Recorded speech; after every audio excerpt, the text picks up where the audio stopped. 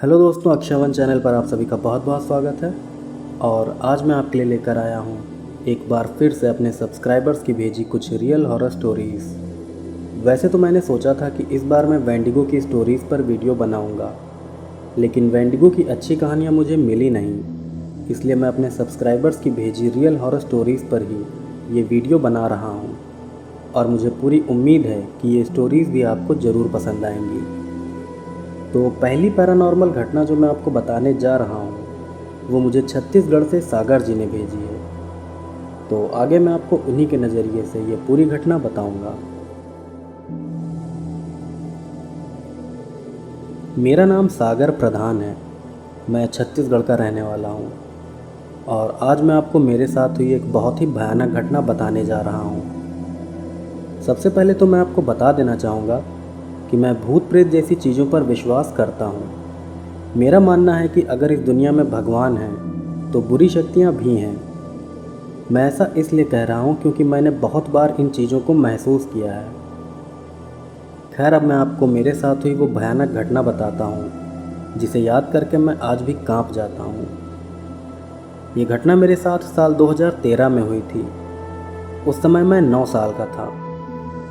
दरअसल बचपन में मैं ज़्यादातर अपने नाना नानी के यहाँ ही रहता था।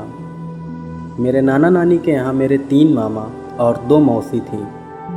मेरी बड़ी मौसी मुझे बहुत प्यार करती थी। वो मुझे अपने बच्चे जैसा मानती थी। मैं जब भी नाना नानी के घर जाता था तब मेरी बड़ी मौसी मुझे जल्दी घर वापस नहीं जाने देती थी। तो साल 2013 में जब मैं अपने नाना नानी के घर गया था, उसी समय अचानक से मेरी बड़ी मौसी की तबीयत खराब हो गई।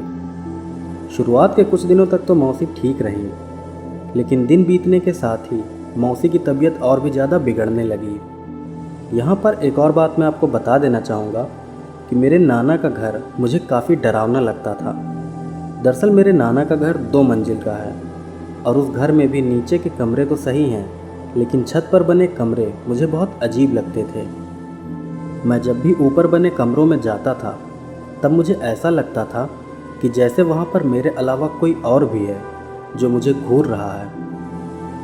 नाना के घर में छत पर बने कमरों में मुझे बहुत डर लगता था, इसलिए मैं अपना ज़्यादातर समय नीचे के कमरों में ही बिताता था। खैर, उस समय मौसी की तबीयत ख़राब चल रही थी और समय बीतने के साथ उनकी तबीयत और भी ज़्यादा ख़राब होती जा रही थी। मेरी मौसी अक्सर ही चिल्लाने लगी थी। उनके मुंह से ऐसी आवाज़ें निकलती थीं जैसे 2 अलग अलग लोग एक साथ बोल रहे हों। मौसी की ऐसी हालत देखकर मुझे बहुत डर लगने लगा था। फिर मेरे नाना ने मौसी को बिलासपुर के एक अच्छे से हॉस्पिटल में भर्ती करा दिया, लेकिन इलाज होने के बाद भी मौसी की तबीयत में कोई सुधार नहीं हुआ। मेरी मौसी दिन ब दिन पतली होती जा रही थी। उनको देखने से ऐसा लगता था कि जैसे रोज़ कोई उनका खून पी रहा हो। फिर एक दिन हॉस्पिटल से खबर आई कि बड़ी मौसी की मौत हो गई है। ये खबर सुनकर मुझे बहुत दुख हुआ। मेरी बड़ी मौसी मेरे लिए बिल्कुल मेरी माँ जैसी थी। उनकी मौत की खबर सुनकर मैं बहुत ज़्यादा दुखी हो गया था। फिर मौसी की मौत के 10 दिन बाद मेरे साथ ऐसी भयानक घटना घटी जिसे याद करके मैं आज भी कांप जाता हूँ। ये बात मौसी की मौत के 10 दिन बाद की है। तब एक बार मैं रात को अपनी छोटी मौसी के साथ नाना के घर के बाहर सो रहा था। मेरे नाना के घर के बाहर भी काफ़ी जगह है जहाँ पर हम लोग गर्मी के मौसम में सोते हैं। तो रात को सोते समय अचानक मेरी नींद खुल गई। नींद खुलते ही मुझे बहुत तेज़ प्यास लगने लगी। ऐसा मेरे साथ पहली बार हुआ था कि इतनी रात को मुझे प्यास लगी हो। खैर, फिर प्यास लगने पर मैं घर के अंदर चला गया और पानी पीकर मैं वापस आने लगा। फिर जब मैं पानी पीकर नाना के घर के बाहर आया तब अचानक न जाने मेरे दिमाग में ऐसा क्या आया कि मैं पलटकर नाना के घर की छत की तरफ देखने लगा। और जैसे ही मैंने अपनी नज़र छत की तरफ घुमाई, वैसे ही मैंने देखा कि एक काला इंसानी साया नाना के घर की छत पर बैठकर सीधा मुझे देख रहा है। उस साये के नाक, कान या मुंह वगैरह कुछ भी नहीं दिख रहा था, बस उसकी आंखें सफ़ेद रंग से चमक रही थीं। उस काले साये के बाल भी बहुत लंबे लंबे थे। उसको देखने से ऐसा लग रहा था कि जैसे वो कोई औरत हो। उस भयानक साये को देखकर मैं इतना ज़्यादा डर गया था कि मैं जहाँ था वहीं पर खड़ा रह गया। फिर कुछ देर उस साए को देखने के बाद मैं धीरे धीरे चलते हुए अपनी छोटी मौसी के पास जाने लगा। मौसी के पास जाकर मैं फिर से लेट गया। उस समय मैं बहुत डरा हुआ था। मुझे अभी भी ऐसा लग रहा था कि जैसे वो काला साया इस समय भी मुझे ही देख रहा है। फिर लेटे लेटे कब मुझे नींद आ गई मुझे पता भी नहीं चला। इसके बाद अगले दिन सुबह ही मैंने रात को दिखे उस काले साए के बारे में नाना नानी को भी बता दिया। मेरी बात सुनकर मेरी नानी रोने लगी। रोते हुए मेरी नानी ने मुझसे कहा कि कोई बात नहीं बेटा, वो बस एक बुरा सपना था, तुम उसको भूल जाओ। इस घटना के बाद वो काला साया दोबारा मुझे कभी भी दिखाई नहीं दिया। उस काले साए के बारे में मेरी नानी ने मुझे बाद में भी कभी कुछ नहीं बताया। इस घटना को बीते काफ़ी साल हो चुके हैं और मुझे लगता है कि शायद उस रात जिस काले साए को मैंने देखा था वो कोई और नहीं बल्कि मेरी बड़ी मौसी थी, जो शायद आखिरी बार मुझे देखने आई थी।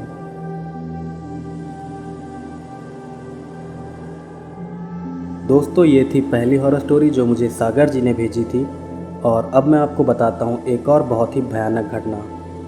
अब जो पैरानॉर्मल घटना मैं आपको बताने जा रहा हूँ वो मुझे नेपाल से प्रतीक जी ने भेजी है। आगे मैं आपको उन्हीं के नज़रिए से ये पूरी घटना बताऊँगा।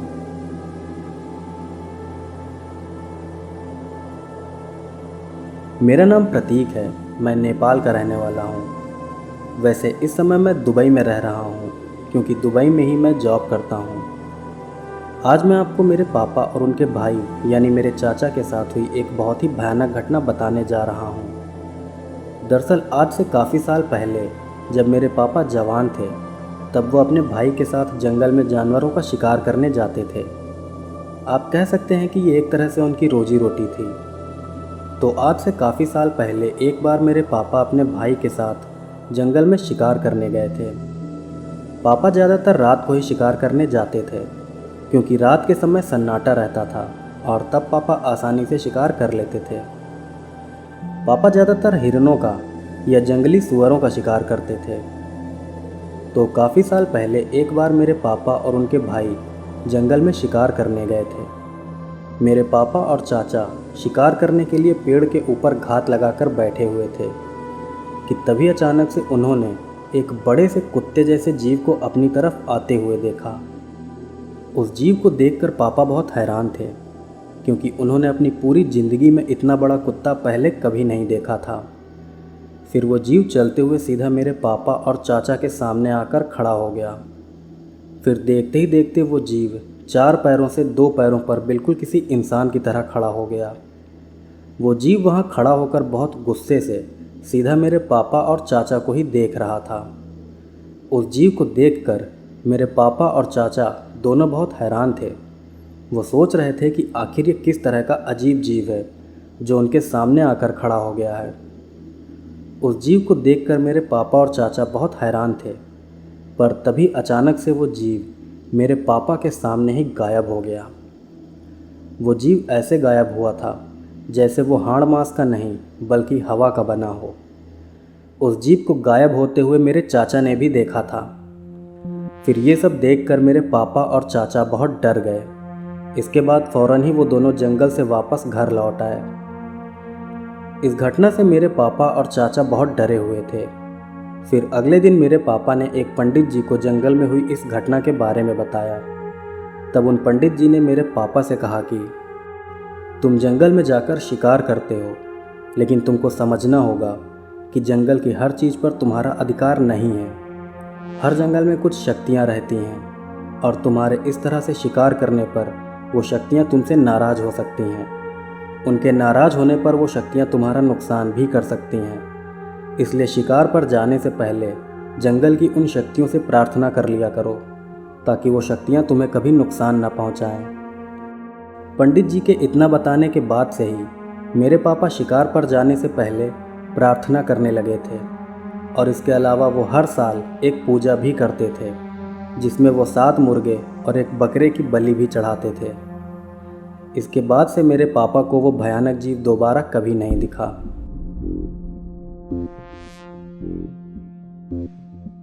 ये थी दूसरी डरावनी घटना। जो कि मेरे सब्सक्राइबर ने भेजी थी। और अब मैं आपको सुनाता हूँ 2 और सच्ची डरावनी घटनाएं। ये घटनाएं प्रदीप सिंह जी ने शेयर की हैं, तो आगे मैं आपको उन्हीं के नज़रिए से ये पूरी घटना बताऊंगा।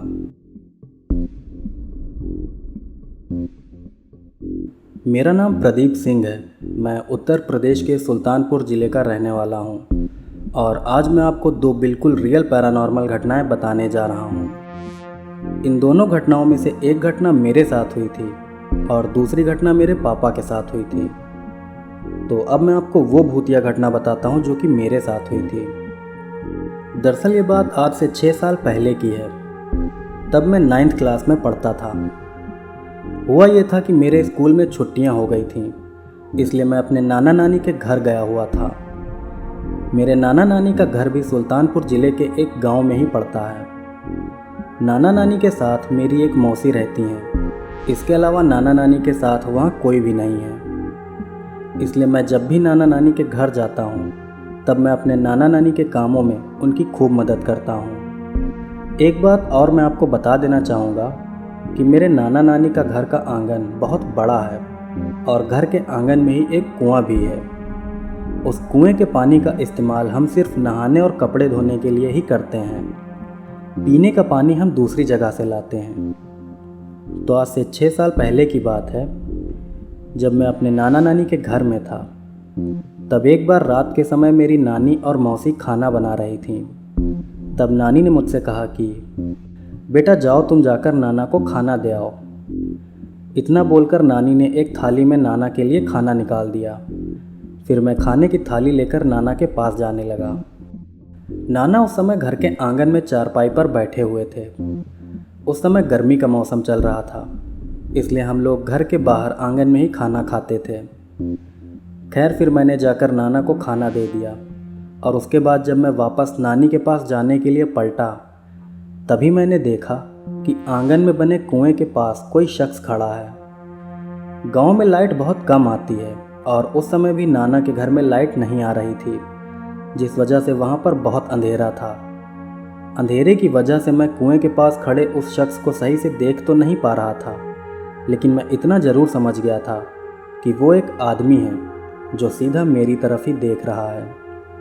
मेरे नाना के घर में 2 कुत्ते भी पले हुए थे और कुएं के पास खड़े उस आदमी को देखकर वो दोनों कुत्ते भी बहुत ज़ोर ज़ोर से भौंकने लगे थे।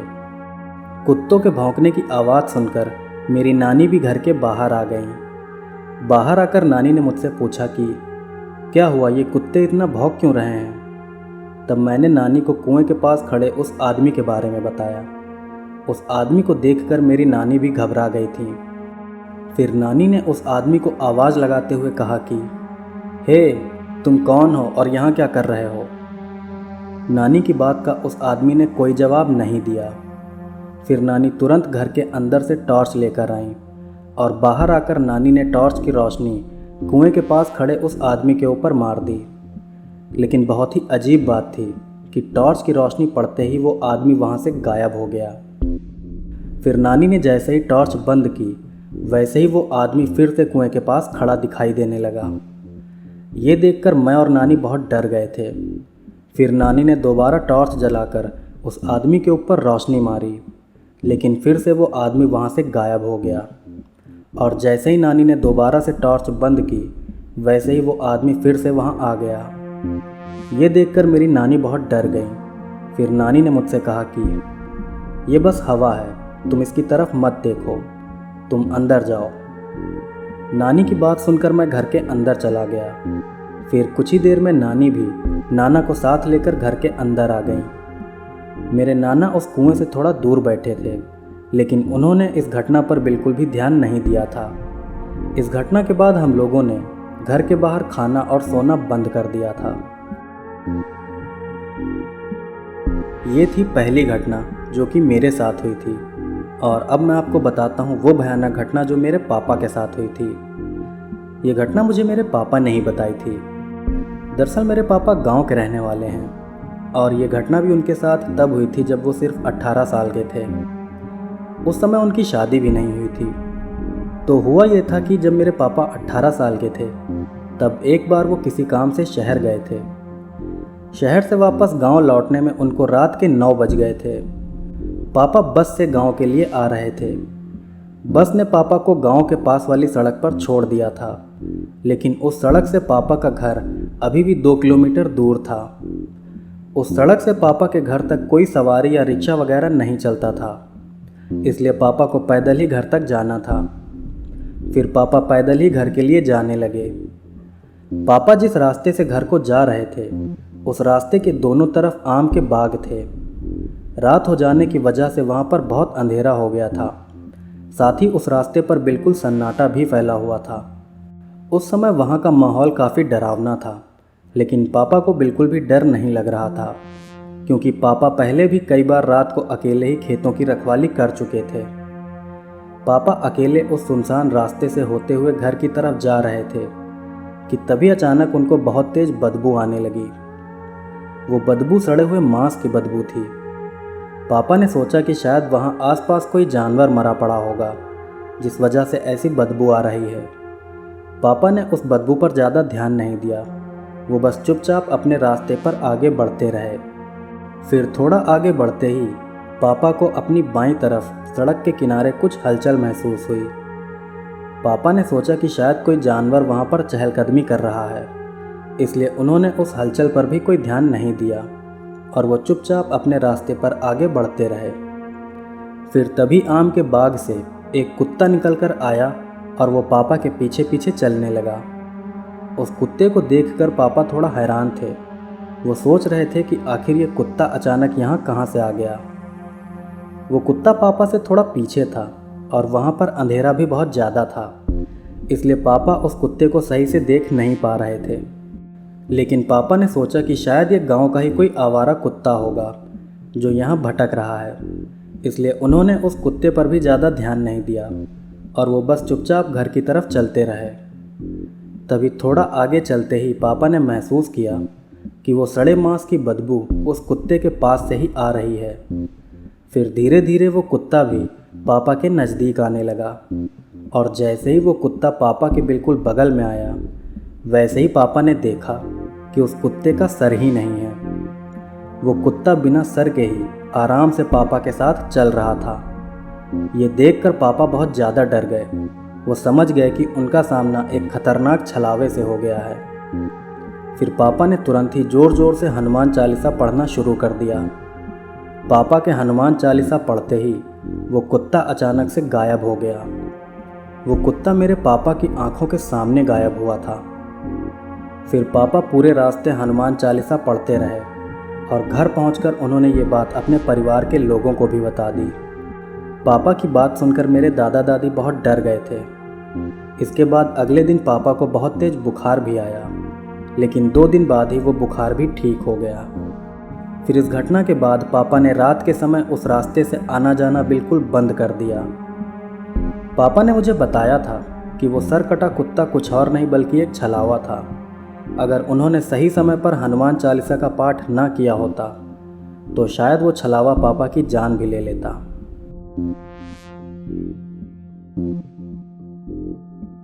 तो दोस्तों, ये थी कुछ रियल हॉरर स्टोरीज़ जो कि मुझे मेरे सब्सक्राइबर्स ने भेजी थी। और अगर आपके साथ भी कोई पैरानॉर्मल घटना या कोई भी अजीब रहस्यमय घटना घटी है तो आप उसे मेरे साथ शेयर कर सकते हैं। मैं वीडियो के डिस्क्रिप्शन में अपने इंस्टाग्राम अकाउंट को मेंशन कर दूंगा। आप मेरे इंस्टाग्राम अकाउंट पर मैसेज करके अपने साथ हुई घटना मुझे बता सकते हैं। अगर आपकी बताई घटना मुझे जेन्युइन लगेगी, सही लगेगी, तो मैं उसे अपने वीडियो में फ़ीचर ज़रूर करूँगा। तो दोस्तों, अगर आपको आज का वीडियो पसंद आया हो तो प्लीज़ आप वीडियो को लाइक करिए और कमेंट करके बताइए कि इन घटनाओं के बारे में आपकी क्या राय है। इसके अलावा दोस्तों, अगर आप मेरे चैनल पर नए हैं तो प्लीज़ आप मेरे चैनल को सब्सक्राइब करिए और इस वीडियो को अपने फैमिली और फ्रेंड्स के साथ शेयर करिए। तो मिलते हैं आपसे अगले वीडियो में, तब तक के लिए जय श्री कृष्ण।